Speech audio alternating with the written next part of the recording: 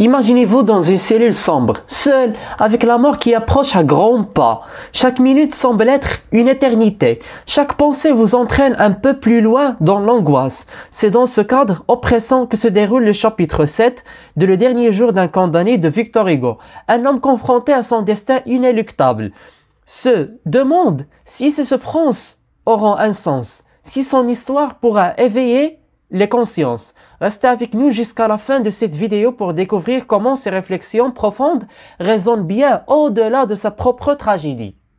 Donc avant de commencer les idées principales, n'oubliez pas de vous abonner à la chaîne YouTube et liker la vidéo et partagez-la avec vos camarades. On commence par les idées principales. Grand 1, idée principale. Premièrement, on a l'espoir d'une utilité posthume. Le condamné nourrit l'espoir que son journal puisse, après sa mort, sensibiliser le public et contribuer à l'abolition de la peine de mort. Deuxièmement, on a la réflexion sur l'écriture comme exutoire.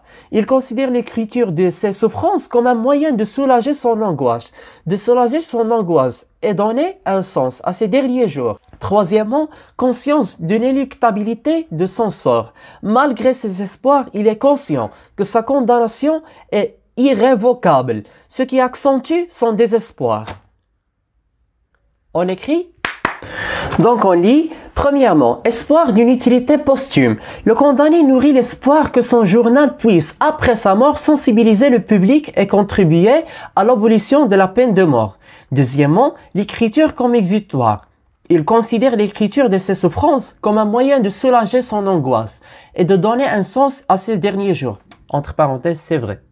L'écriture, elle est utilisée scientifiquement comme un moyen de soulager et faire exciter ses angoisses et ses mal émotions. On passe à la troisième idée, la conscience de l'inéluctabilité de son sort. Malgré ses espoirs, il est conscient que sa condamnation est irrévocable, ce qui accentue son désespoir.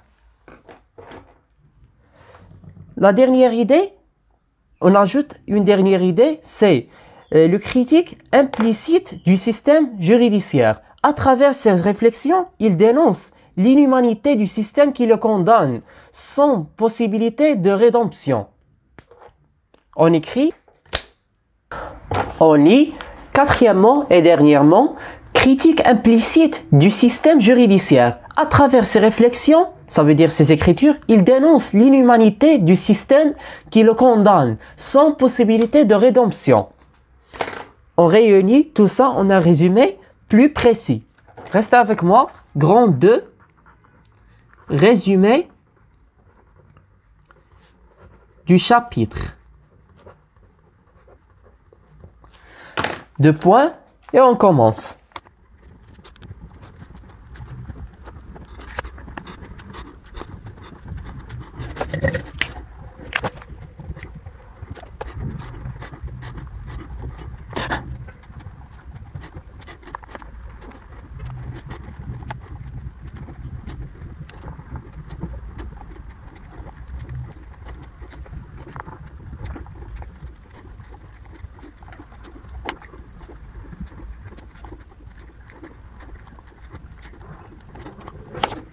Dans le chapitre 7 de Le dernier jour d'un condamné de Victor Hugo, le narrateur exprime sa souffrance et sa profonde angoisse face à sa condamnation à mort imminente.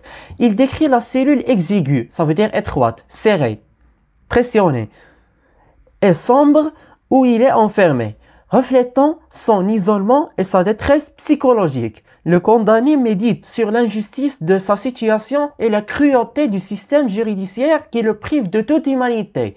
Il évoque également ses souvenirs du passé, contrastement avec la réalité oppressante de sa condition actuelle. Ce chapitre souligne la déshumanisation et la souffrance intérieure du personnage face à la mort imminente.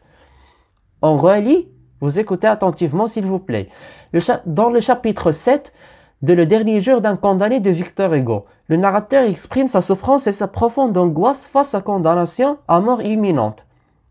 Il décrit la cellule exiguë et sombre où il est enfermé, reflétant son isolement et sa détresse psychologique. Le condamné médite sur l'injustice de sa situation et la cruauté du système judiciaire qui le prive de toute humanité. Il évoque également ses souvenirs du passé, contrastement avec la réalité oppressante de sa condition actuelle.